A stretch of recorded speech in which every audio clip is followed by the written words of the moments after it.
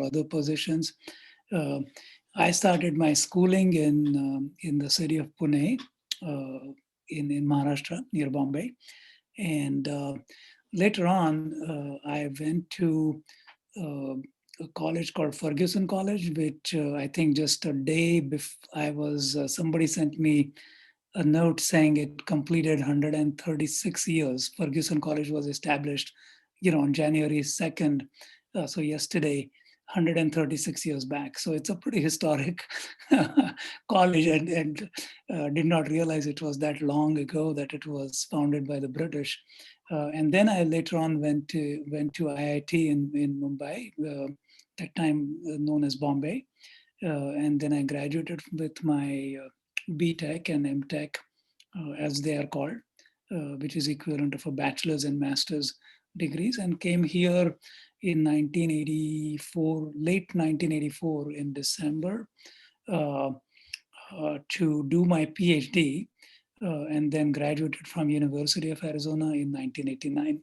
And then, as you mentioned, I worked in University of Pittsburgh. So that's in a nutshell. It's a long journey, but that's a condensed version of it. That's a terrific journey, Professor Fulay. Thank you for sharing with us.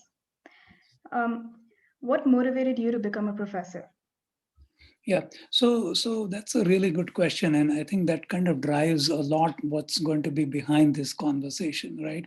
So, right from the get-go, I think all of us have a feeling, that really cannot be described by anybody else other than you as a person, that you are good at something. It could be you are good at music, it could be good at some things just come to you naturally, like you like to sing or you like to.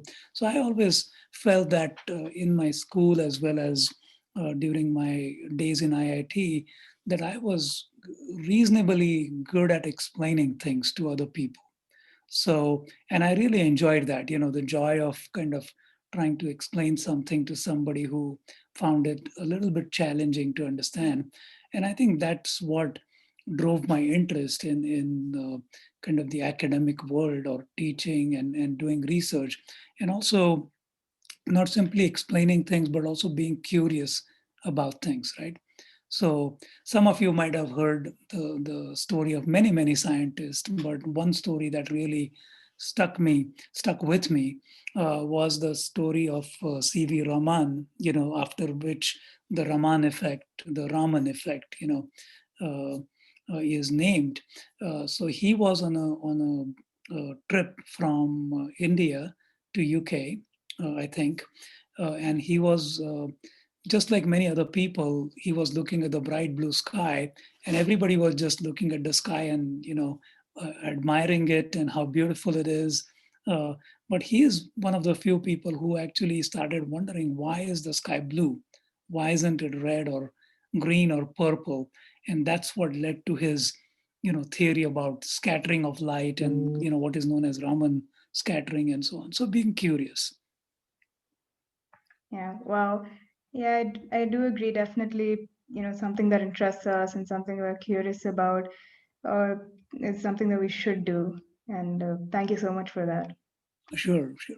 Mhm. So, when did you know that you wanted to become a professor, and how exactly did you make this decision? So I think I kind of began to consolidate, because my dad was an engineer. My mom was an English major, in India.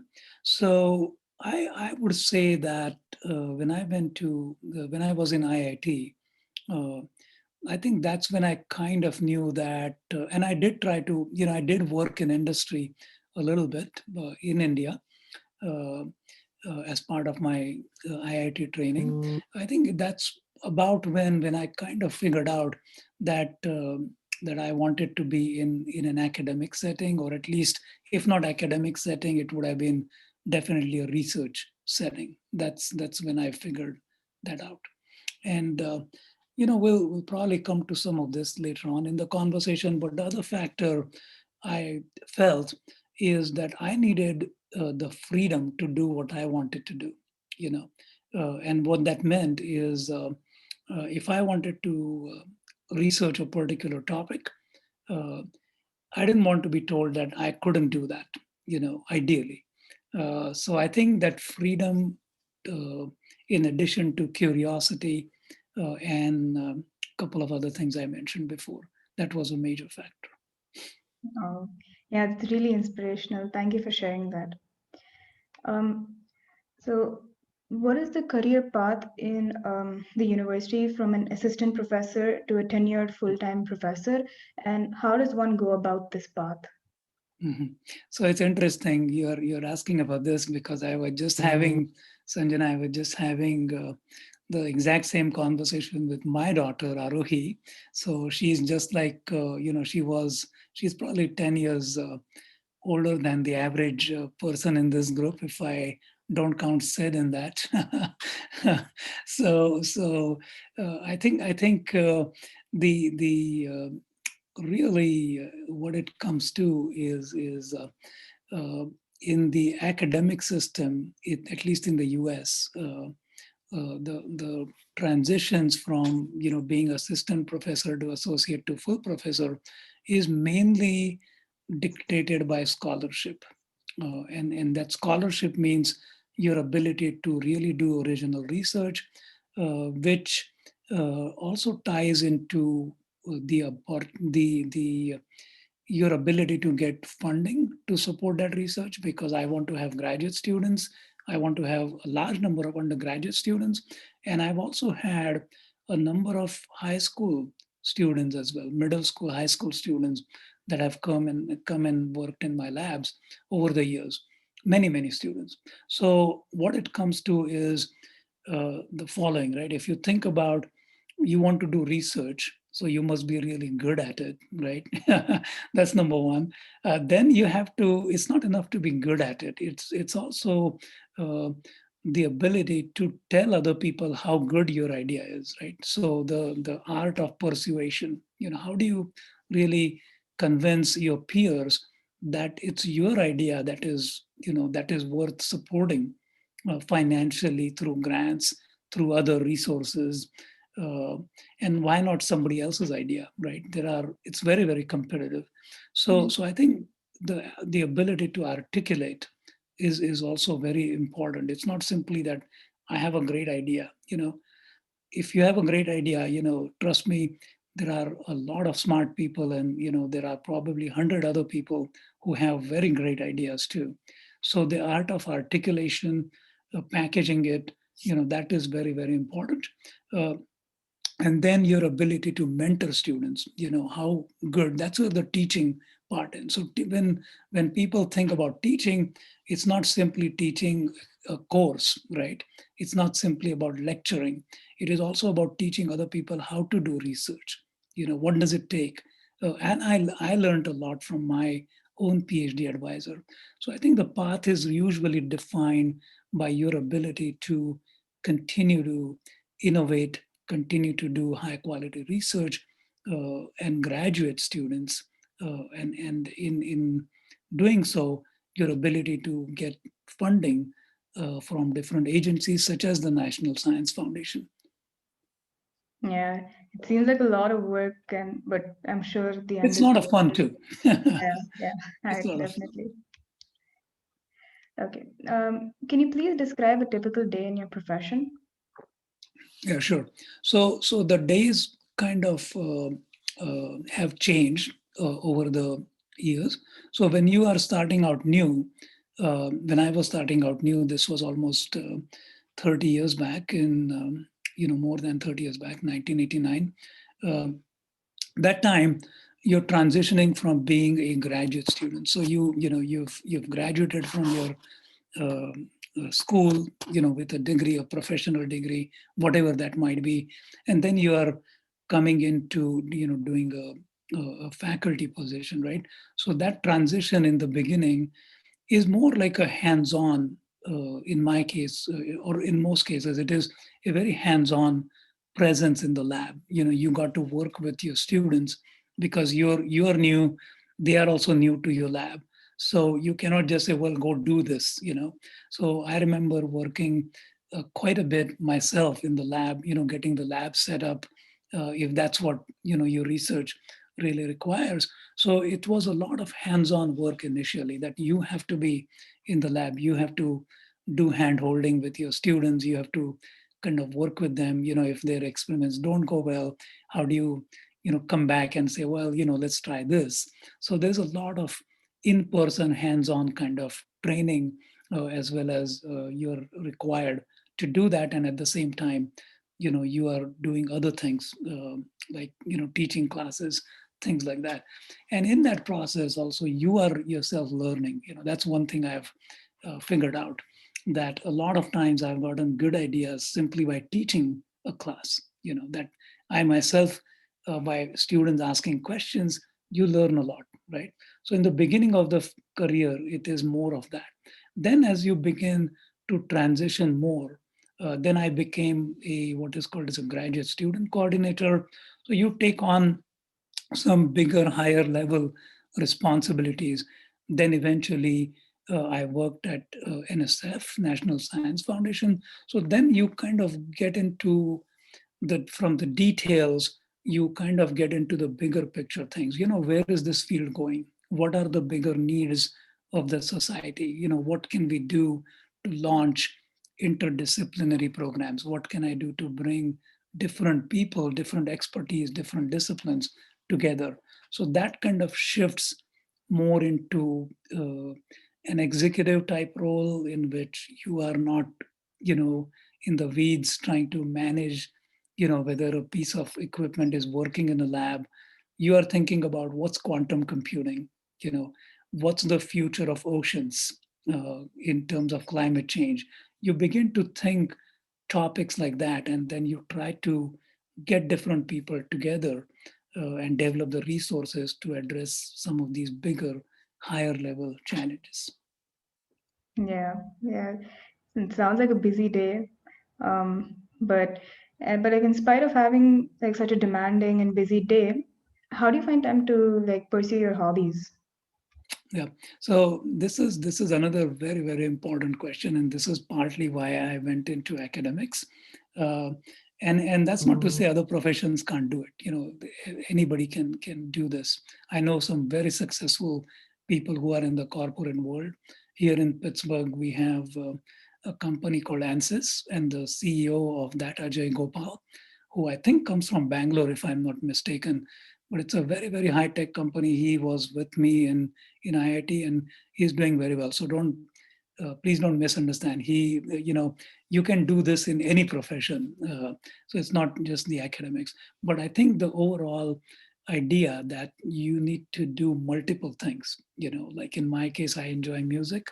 Uh, I play a little bit of electric guitar and keyboard, and sports. That is something, like I used to swim in India. I still keep up with that. So it is very, very important to do, you know multiple things, and that really kind of feeds into each other. So I've never been the type who will just study all the time and then forget about everything else. In fact, I think I was quite the opposite. Even in IIT, um, I was more busy with sports and those things, uh, than studying. So I think that to me was very, very important, and it should be, to kind of keep a good balance. And honestly, those things do feed into each other. You get a lot of good ideas when, at least I get a lot of good ideas when I'm exercising. If I'm swimming and I'm just thinking about something else, I get some very good ideas that way. So keep different things going. Yeah, yeah. Definitely health is as important as, in fact, more than being successful. That is right. That is right. So the next question is, what is the most difficult part of your job? I think the you might be surprised with this answer, that in any job, almost any job, the challenge is not to know the technical details. Suppose you're a doctor, say you are an emergency room physician, for example, or you are an engineer, right? Or you are a computer scientist, launching a new software or a new computer app or iPhone app or whatever. The challenge is not, in almost all cases, the challenge is not technical per se, because you have enough brain power yourself and you're in your team. Okay. So how do you get people to work with you? How do you get the team members to kind of play together? So it is mainly interpersonal skills. How do you get along with people? How do you inspire them? How do you get the best out of each one of them? I think so. The challenge is always in leadership and interpersonal skills. How do you get them to work together? Because one person can never solve the very difficult problems. You need a team, and how do you make that team work? That's what is the most challenging part, more or less, irrespective of what discipline or what profession are you in. So those two things just are very, very key. Yeah. And also to identify each person's strength so that you could give an appropriate role and responsibility is a tough job. So, how do you do that? So that's again a very, very good question. So whenever you have a team, you have to recognize that people are good at something. They are not necessarily excellent in everything. And just like I am not, or nobody is. So how do you identify strengths, and how do you find people, catch them when they are doing something good, and if they are not, if they are not good at something, don't try to emphasize that, or don't try to bring that up again and again, saying you're not good at this, you know you're not good at this. So try not to emphasize, or don't bring up the negative things, or it's not necessarily negative, it's something they don't really are not, that's not their cup of tea.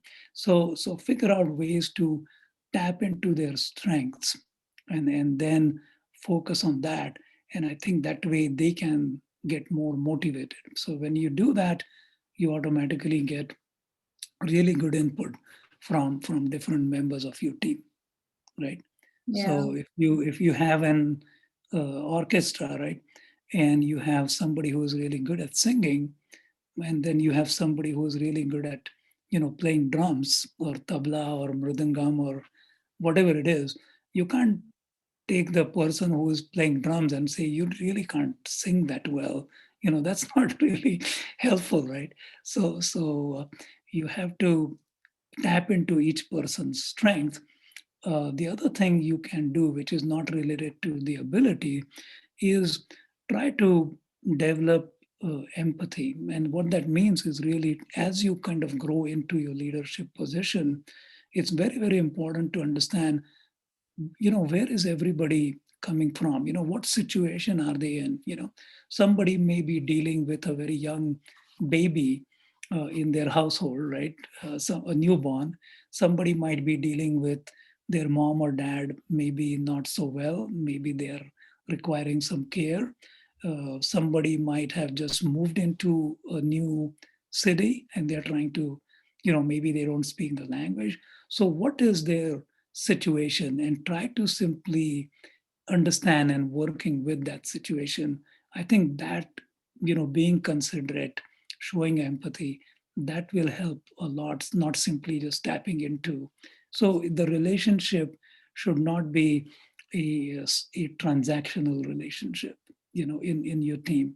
People should really believe that, you are on their side and you care much more about not treating somebody just as an employee, but as a person. That goes a long way if you can Yeah. figure that. Yeah. And I definitely agree. Empathy is one of the most required virtues. Um, so, how do you handle setbacks? For example, let's say a journal paper is rejected. How do you like pick yourself up and push forward? Correct. And that's a good question. And in academic world, it's either a journal paper that gets rejected, or it's your grant proposal that you just put in and worked so hard. And I see this NSF. I work with NSF is National Science Foundation, where I'm currently working as a program director. So we can support uh, only about maybe 10, 15, 20% of the proposals, right? And I work with a lot of new faculty that come in. So the setbacks, whether it's a paper that comes back, saying it's not accepted, or it's a proposal that gets rejected, or you don't get the product. In different professions, these setbacks can mean different things. So how do you learn from that? You take that feedback. Obviously everybody feels bad that something did not go through, right? uh, so that is and in case of this group, it's as you apply to different universities, as you try to get into different colleges, and try to pursue different things. You have to remember that things will never go exactly the way you planned. So take that feedback, learn from how you can do better if there is an opportunity to do so, and then try again. So there is nothing wrong in getting a setback. The use it as best as you can to really figure out how you can make things better. It's not always possible, to do that. So some decisions are, you didn't get in, that's that kind of thing. But what's the next best thing? So always have a backup plan, or at least a plan to take that feedback, see what the other people are saying. Is this something that you could change and revise it, submit it if that's the opportunity. And if it's that option is not available, um, try to say, okay, fine, what's my next best thing that I can do? This did not work out. And I'll give you a little bit of an example, right? So when we have a son and a daughter, they're about, like I said, Arohi is doing her PhD in Michigan now, and our son is back in MIT doing his computer science master's. So when they applied from high school to get into different universities, and this is what I tell all the students, whoever we meet with, is you'll never know why you got into some really good schools, and you'll never know why you did not get into some really good schools, because it is very, very competitive. So it's not always a reflection on you, right? So don't take those things personally. Oh, I didn't get into this university, I didn't get into that university, or I couldn't publish my paper in this journal or that journal. Take it in a stride, go with expectations that are realistic, have some backup plans, and use that as a positive experience. Yeah, very true. I admire your positive attitude towards life a lot.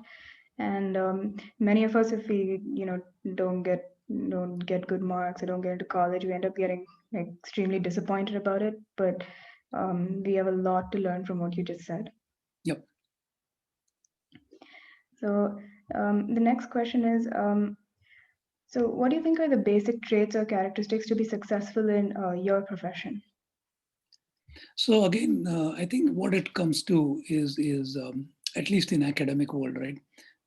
Curiosity is number one.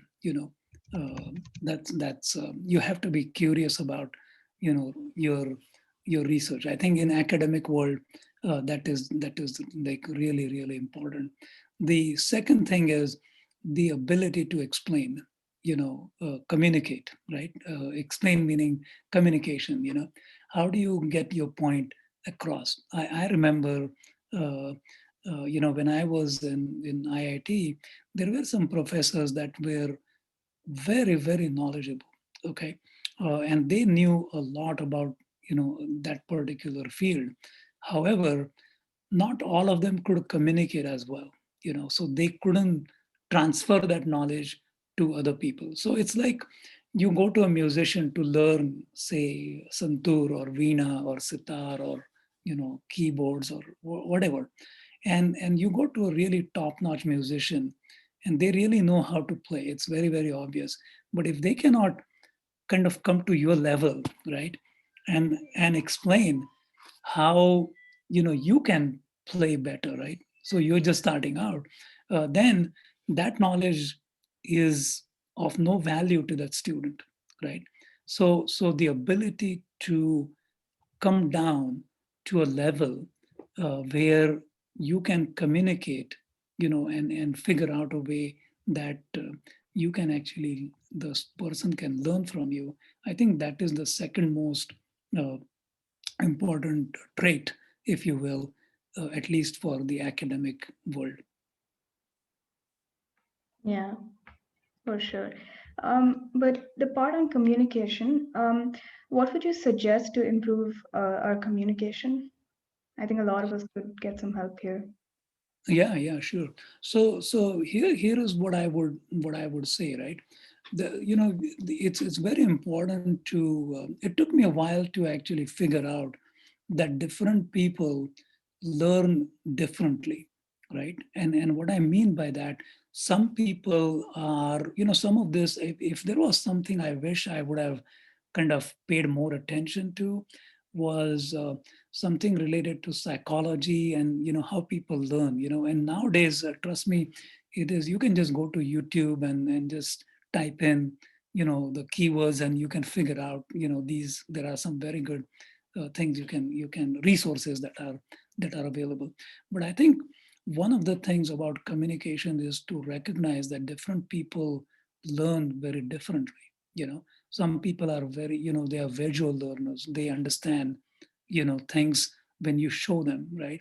So just knowing how to styles of learning, then the process of learning is never kind of linear. And what I mean by that is, not only the styles of learning is different, are different, but also people learn at different pace. So if you're talking to a group of students, or to different people, you just cannot say, well, that's so simple, why don't you get it? That's not the way to do it. Different people have difficulties or challenges as you go along, and once it kind of clicks, then they kind of get interested.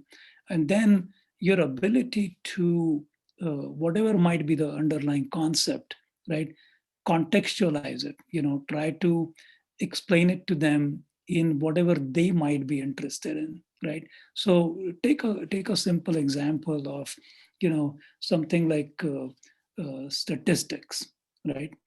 You take an example of statistics. It is applicable to so many different fields in life, right? But if you can figure out a way to apply it to medical field, that becomes epidemiology, right? You apply it to economics, it becomes business and economics and stocks and trading.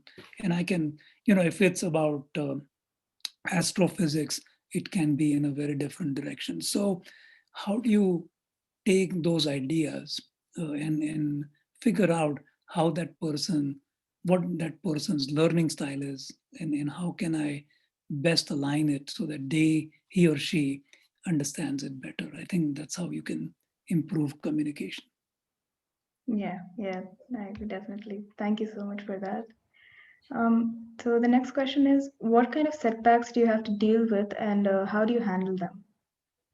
So yeah, again, so setbacks can come in different forms, different times in your career. There are some times that are very challenging in academic world. Fortunately, uh, things worked out for me. There's always an element of luck. Uh, you know, but sometimes people, you do get proposals that don't get funded. You do get papers that are rejected. You do apply for different positions, and you say, I'm so good, but I still wasn't selected for this position. And that's because, again, it takes some kind of compartmentalization and kind of stepping away from it, and kind of giving it some time, and then just kind of thinking through as to how I could have done better. So let's say you apply to a position, and you don't get selected for that position, you know, what can I, obviously the day you get your rejection letter or email, saying, thank you for applying, we had a lot of qualified candidates, blah, blah, blah. Mm. Um, how do you obviously don't feel very good about it that day, that, you worked so hard, you should have gotten in, you should have gotten that opportunity, etc. But then, after a few days, try to step away from that situation, try to kind of look at what could I have done better, is there something I could have done better? In some cases the answer is maybe not, but in most cases the answer is yes, you could have done better, you could have changed your strategy, you could have done more homework on a particular opportunity. And what I mean by homework is, as you're applying, maybe you're applying to university, trying to learn more about, you know what that department is, or what that opportunity is. Just that's what I mean by doing homework, is do your due diligence. I could have done that better. Maybe if it was an in-person interview, uh, maybe I was, nervous, or maybe, so how can I not do that, right? How can I not repeat my mistake? So sometimes, just kind of stepping away from that and not taking it personally, and in some cases, just, understanding that, they needed somebody, they selected somebody who was better aligned with what they are trying to do, and you were not that person. So, just kind of accepting the outcome, uh, that also is helpful, and not kind of saying, well, they didn't select me because I was no good. That's not what it is. You were good, and so was somebody else, and somebody else was a better fit than than you. So, that's what it is. Yeah, but I'm sure we all dread those rejection letters. But Yep. as you said, we should always learn from our setbacks and failures. Absolutely. And especially for this group, if I may say, because many of you will be, applying to universities, applying to colleges pretty soon. It's really, really key to keep that in mind. Do your best to apply to as many places as you possibly can. Don't don't say it's a lot of work. Yes, it is a lot of work, to consider different options.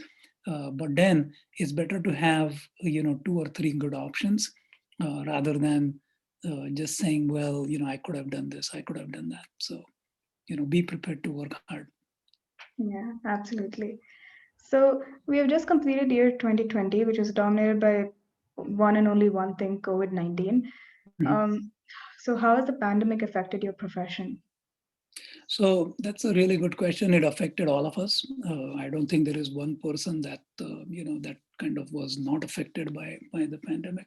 In my case, we've been somewhat fortunate, because we've been able to do much of what we do via meetings like this one. Like via, Zoom is the kind of new Google, or is going to be used all around the world.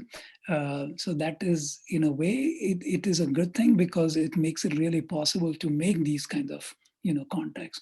On the other side, what has become challenging is in the people who have been in experimental research. So if you are actually, just imagine you're working on a new vaccine for a new type of virus, or you're working in a biomedical lab, or you're doing important engineering experiments in your lab, or science experiments, physics, chemistry, what have you. If you're an astronomer, you want access to telescopes. That access has become very, very difficult. So getting people to actually be in a physical setting with all the protective gear and, social distancing guidelines and what have you, that has become challenging. As it as you probably all know, is, you know if you're doing all the schooling by Zoom right now, I suppose, right? Or And virtually. Microsoft Teams as well. Yeah. So Teams, yeah. So there is no substitute for in-person classroom type teaching experience, right? So it is also harder for teachers, as it is harder for students. I'm sure all of you would be much rather in a room talking to each other, if not every day, but every other day, and you can really communicate better in that sense. A lot of opportunities are missed because very often you just kind of start talking about things, and all of a sudden something clicks. I think these virtual meetings have kind of made it impossible to have those kinds of interactions. So those are some of the challenges, but 2021 is looking better, and we still have some difficult months ahead of us. But I think once we are in 2021, hopefully things will change for the better. Yeah. And as you said about people missing out on things, I know a lot of people who have gotten admitted to American universities and are attending classes from India. And Mhm. of course, they're missing out on a lot of things like college life. So, but Absolutely, yeah, but pandemic has affected almost all professions and all of in fact us. all people. So Yeah, yeah. I was wondering, is it difficult to career? Is it difficult to have a career as a professor? And what is your opinion about this? And in the end, is it worthwhile? In any profession, right? Whether it's academic, career, or whether it's a career in computer industry, or whether you're a doctor, whether you're a high school teacher, uh, it's always challenging. There's no career where you can just say, well, I don't have to do anything, right? So it's always challenging. uh, so I think what it comes to is making sure that you continue to do something that is of genuine interest to you. So if it's aligned, that's why where we started in terms of, you asked me about when did I kind of know I wanted to be in academics. And so I think kind of going back to what your strengths are, what comes to you naturally, the more you can identify yourself with that, I think that is what it is, and that's what makes it easier to be successful. So, a lot of parents in India, they tell their kids, hey, you should go to medical school, or you should do engineering, or you should do this or that. Uh, they of course do it with the idea that you should have a profession that's successful, where you can be doing very well financially, and even otherwise. But don't jump into something just because somebody told you to. Okay.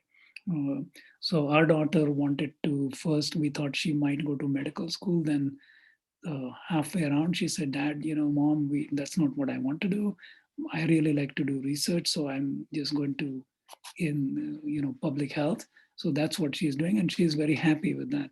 So I think figuring out what works for you will define a much better chance of success. Yeah, yeah, I agree. All of us is something to keep in mind that we should do something that makes us happy. Correct, correct. Yeah. So, Professor Fulay, just out of curiosity, if you were not a professor, what other profession would you select? Correct. So two things that I'm very passionate about. So one I told you about is music. So definitely I still spend a lot of time, and I would like to even spend more time on doing that. And the other thing, which I think is very important, especially for this group, you and your friends, is to even if you don't do sports, if you do, that's great. I think it's a lot of fun. uh, but just developing physical strength, through exercise or through any activity that you enjoy. It could be walking, it could be running, it could be going on a hike, it could be swimming. uh, that's really key for, especially for people that are in your age group, right? So invest, in your physical strength, because that's like going to have very big payoff down the road. So I'm a personal trainer, actually. I'm a certified personal trainer. So if I were not doing my academics, I probably would have been doing something on those lines. Yeah, it also tells us high schoolers that we should be multidimensional. And Absolutely. And you can do that. I mean, it's not a either or choice. Very often we are presented it like that, like saying you can do this or that, but you can do multiple things.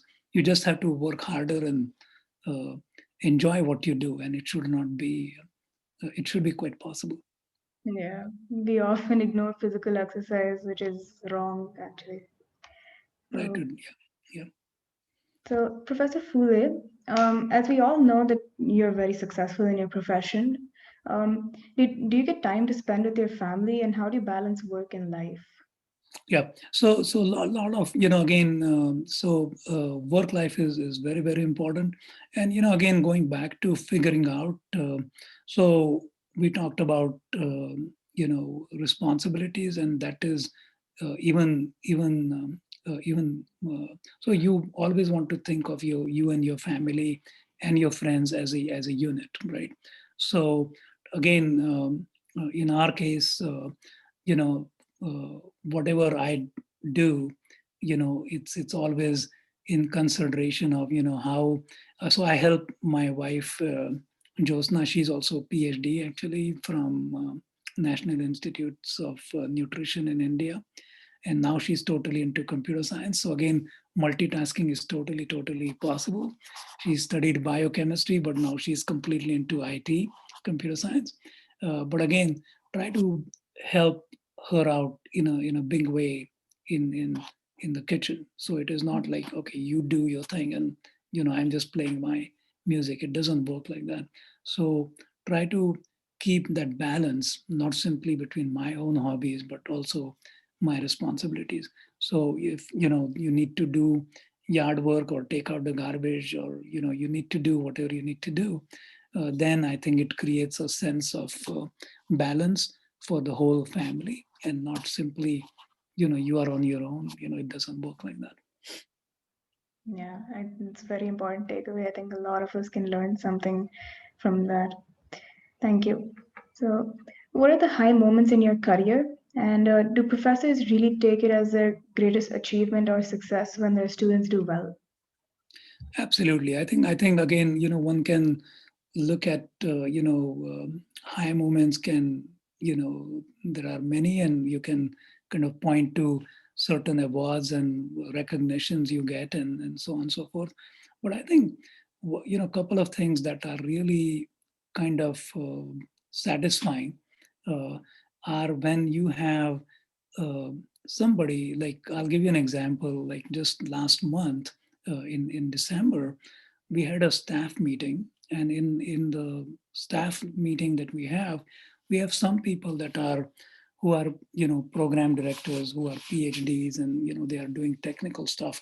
But then we also have a support staff that is uh, mainly helping us do the administrative work, right? So we had one lady, I think, and her name is Clemencia, and she, in that staff meeting, everybody was kind of introducing the team members and so on.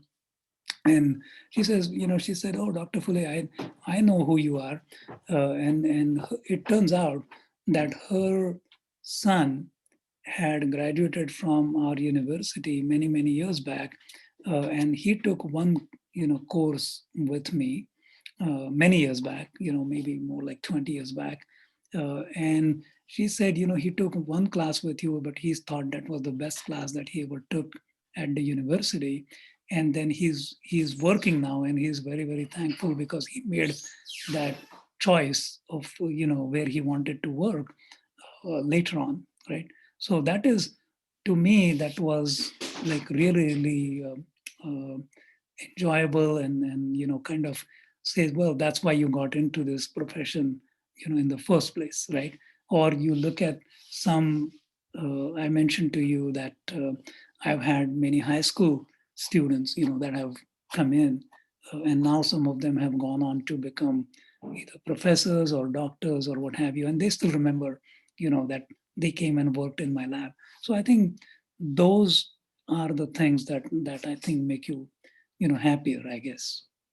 Yeah, that's very inspiring, incident professor. I think it's a happiness that only professors and teachers can get. It's something special about that profession.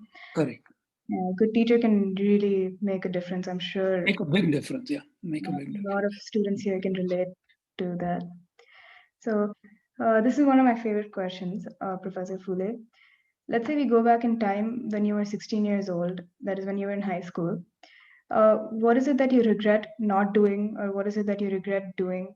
And is there anything that you could change if you were given a chance to relive your high school years? Yeah. So that's again a really good question, right? So when in my particular case it was slightly different, right? So in what I mean by that is I was so involved in sports, right?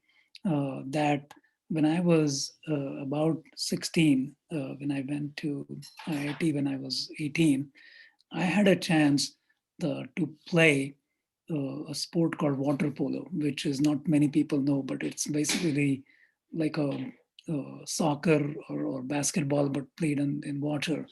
And I could have played very easily. I was selected to play for the state of Maharashtra, and it was very, very competitive, but I was very good at it. But unfortunately, or fortunately, you can kind of look at it both ways. I had to put my uh, preparation for my IIT exam ahead of that, and I couldn't uh, complete. Didn't could not have afforded to go on and do the training camps and so on, which were in Mumbai in the time. So if I could have my days back, I could have gone on to be at that level, to play at that level. I know I was capable, but I've just missed out on that opportunity. But then, it's okay because I went to IIT. At that time, IIT did not have a swimming pool. We used to go to a pool nearby. Then in my second or third year, they finally did start a swimming pool. And then I really used my communication, leadership, whatever you want to call it, to then go on and start inter-IIT swimming. I hired the first coach in IIT Mumbai, and then that coach has actually produced some really amazing national level swimmers. So it's something I left behind that I'm very, very proud of. So I missed out on one thing, and yes, I did, but then I kind of turned it around and really started something uh, that is still sustaining, and Coach Reddy, Mohan Reddy, who came in, and he has produced a number of national level swimmers, from IIT. So I'm very, very, and a lot of them are, most of them are actually girls, and that time we could not even have enough girls. Forget about IIT students; there were very few women students in IIT, but now he has kind of expanded it and come up with very, very good outcome. So Yeah, it's something you should take pride in, but correct, correct. who knows, India may, if you went for the competition, India may have won a medal. Okay. So one last question, Professor Fulay. Mhm. What final piece of advice would you give to the high schoolers currently? So I do realize that most of you in this group are high school or close to graduation and so on and so forth. Uh, so I think a couple of things. On one level, I think this discussion was more about uh, more philosophical or more informal kind of thing. But do work diligently on your uh, prospective universities that you would be considering, you would be applying for. I would definitely recommend or suggest you apply to many, many universities, whether they are in India, whether they are in foreign countries, because it is competitive. And then try to understand, make whatever contacts you can. There are people in your family, that can help you with the application process. So don't start early, prepare well, think about, and be, in terms of the application process. So just kind of knowing that, what does it take? When do you have to take the entrance exams, stuff like that, whatever might be applicable to you. Uh, and then have a plan in place. Don't just kind of react spontaneously, saying, oh my God, like I need to turn this in by tomorrow, or in 2 days or next week. So developing that kind of a plan, having a calendar in your hand, getting more organized about that, I think that will get you a head start.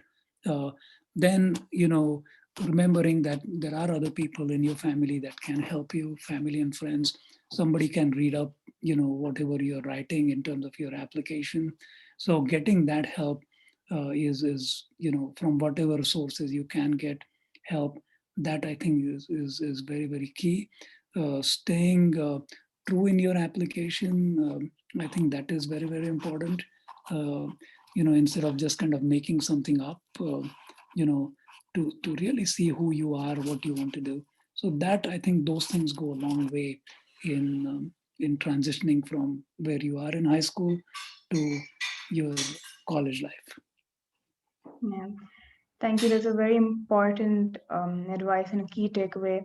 I'm sure a lot of high schoolers will be benefited by this. Absolutely, absolutely. So, at this point, I would like to open up for the audience to ask any questions. You could either type in the chat and I'll ask it for you, or you can unmute yourself and ask.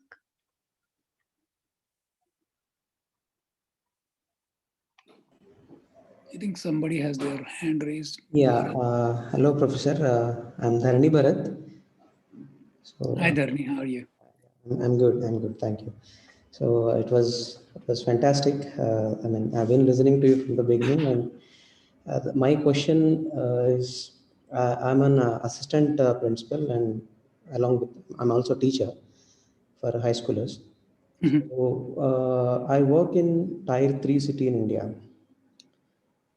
So what I commonly found amongst children that they are afraid to aim big. You know, I really couldn't frame it, like whether it is a fault with the parents or from the school or from the or a lack of uh, teachers who have that broad view. But in general, if you exclude all these X factors out of it, in general, as an assistant principal, as a social teacher, how could I make my children to, not to feel afraid to aim big? Let's Yeah. So Bharat, that's an excellent question. And in terms of dreaming big and thinking big, that's absolutely uh, right on the mark, if I can say that. One way I have done this is uh, as a teacher, as a professor, and even as a parent, uh, I have done my best to show them examples of things that are possible. Like for example, and what I mean by that, they don't need to be about somebody like Zuckerberg, who went on to form Facebook, or Sundar Pichai, who is now the CEO of Google or Alphabet, and so on and so forth. I'm not talking about simply pointing to, look at this guy, he did this, or look at her, she did this. That's not what I'm saying. Through some simple examples, you can actually inspire people. So I'll give you two quick examples. There were two kind of documentary type movies. One of them is actually about an Indian girl, and I'll have to look up her name, and I'll send it to you later on. But it was about mountain climbing, how she climbed Mount Everest, right? And she is, I don't know if she's from Bangalore, but somewhere from South India. Then you look at a movie called Free Solo, which is about climbing one of the very difficult mountain climbing exercises one can take in the US. So I think you can kind of bring to them what's possible. How can somebody do this? Those kinds of inspiring stories uh, can go a long way, to make people believe that they can actually do a lot more, and they should not be thinking small, and they could be thinking pretty big. Yeah, that could help. If I'm Sanjana, if I'm not running out of time, could I ask one more question? Sure, sure. Go ahead. Go ahead. Yeah, thank you. Uh, Sir, I believe you might have studied in somewhere in India in 20th century, where uh, where you still could end up, being doing something what you really like. This question is regarding the schools, Indian schools I'm talking Mm, about, mm, because from last 10-15 years there is a huge buzz on 21st century skills, how to give these skills to children. And I mean, obviously there are so many marketing guys who are marketing it really well to sell their brands and products to schools. But do you really think that the 20th century schools where you and I have studied have really need to change, or if it has to change, in what way it should change? Because all these people who are marketing this, they are projecting the uh, Western students and the Western approach of education, where opportunities are quite different to the students who are there and the students who are here. Do you really think that Indian school have to change like in a school in USA, or it has to change an Indian way of schooling? Like, how do you differentiate these? Yeah. So again, I do not know the details of what they are marketing and so on and so forth. But here is what I really think. Right, is I think you got to do what's right for for you, and what I mean by you got to do what's right for your school, and here So let me explain it a little bit like this. Right. So IITs, and I went to one of them, have been very, very good for undergraduate education. Lately, they have been very, very good at some of the very high tech research. But one of the things I've always felt that IITs have not done enough, and I have led the director and a lot of professors who were my classmates, who are now professors in IITs. I've kind of let them know that IITs need to do a lot more about what we need in India, right? So what do we need mostly? If you look at in India, the three things that we need is clean air, right? Where people can breathe, and that's tied into so many medical conditions, allergies, asthmas, chronic lung disease, so on and so forth. So we need clean air where people can breathe properly. We need clean water that's affordable. Um, and we need adequate access to nutrition and food. So you look at IITs, and they do amazing things, but there is not enough is being done, uh, because they are more aligned with, say, quantum computing and very, very futuristic areas. And that's not to say that you don't want to get into those areas. You should get into those areas as well, but there needs to be a balance. So, Bharat, what I'm trying to say is we have to take what we can.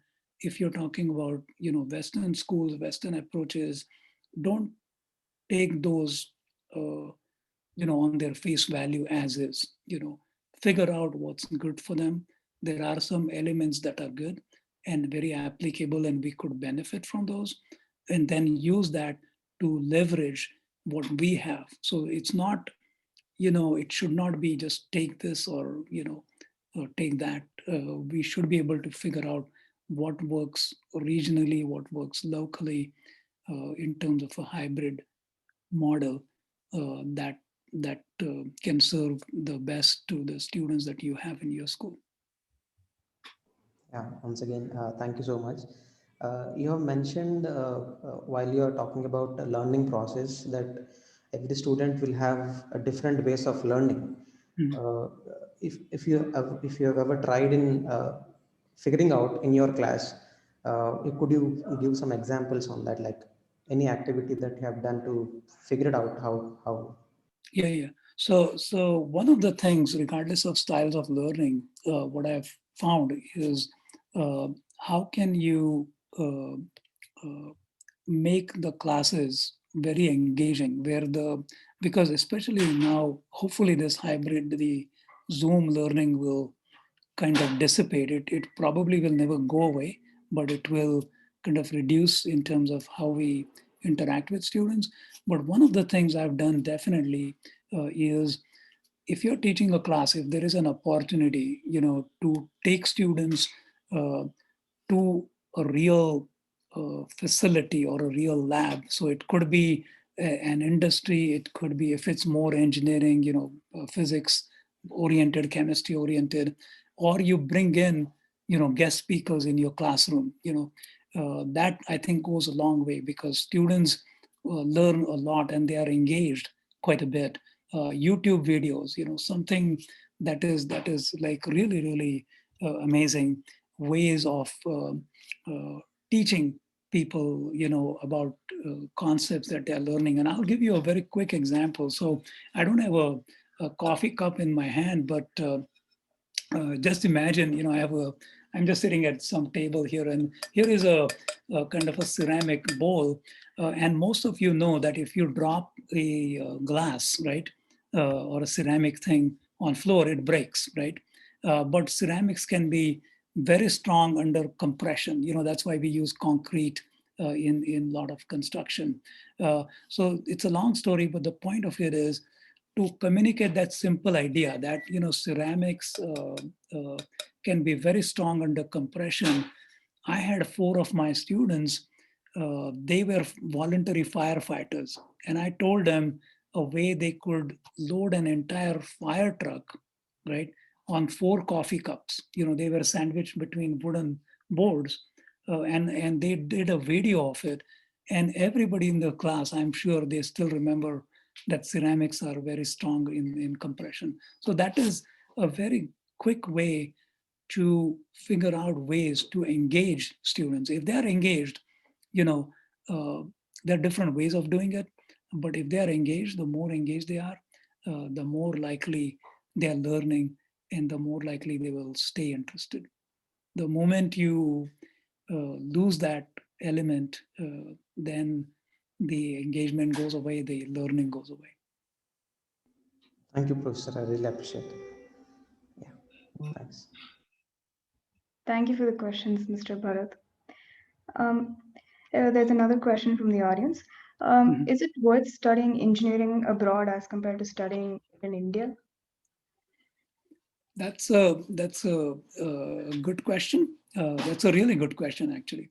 Uh, in my view, in India, if you can still do your undergraduate in one of the really good schools, I think that's definitely a very, very equivalent option. So if you have a choice of, if I had a son or a daughter that got into a really strong technical university, okay, in India, IIT, IISc, or there are now regional colleges that are really, really strong.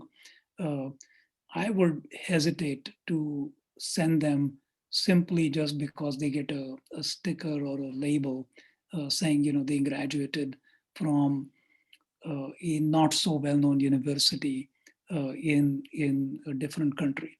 Having said that, if there was an opportunity, say your son or daughter, you got into a really top-notch school as an undergraduate in a foreign country, and if that's what you want to do, I think that is a very good choice as well.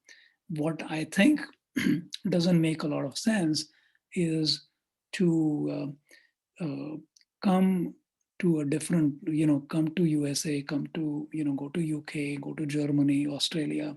USA is not the only country. as such in terms of concentration, and then go to like a really third-rate university here, that you have never heard of, and they don't have the infrastructure to educate properly, and so on. So I think you have to really make a choice based on both are possible, but don't choose something that's just located in another country and somehow you can claim you went to. That won't do very well for you in the long term. Okay. Thank you for your answer. I don't see any more questions from the audience, so I'm going to wrap it up. Thank you, Professor Fulay. It was an honor for me to have you in today's session. In today's session, and we got a lot of useful insights from you, and I'm sure myself and my fellow friends who are attending today's session now have a good idea about what it takes to pursue a career as a professor. So thank you for joining us. That's great. That's great. And, I think what I shared with you is my own experience. Try to talk to as many people as you've been doing. I think this is Buds on STEM is a wonderful initiative. Whoever came up with that, I think it's a great idea. So congratulations to you and your team. And, keep talking to people. That's how you learn. That's how I'm sure you've talked to many other people like this, and then figure out, hopefully it will make you point you in the right direction and help you make a better decision. Thank you so much, Professor, Okay. for that. Great. I would also like to thank you all, audience, for joining today's Buds on STEM session. The recording today will be uploaded on the Buds on STEM website. You can also reach out to me in case you have any questions. My email ID is mentioned on the front page of Buds on STEM website. The link to Buds on STEM website is www.budsonstem.org. We will have another session most likely in the next month with another STEM specialist, so stay tuned. I wish you all a very happy, healthy, and prosperous 2021. Bye now and stay safe. Thank you. Great. And exercise every day. Just remember that. Thank you so much. All right. Goodbye. Yeah, bye.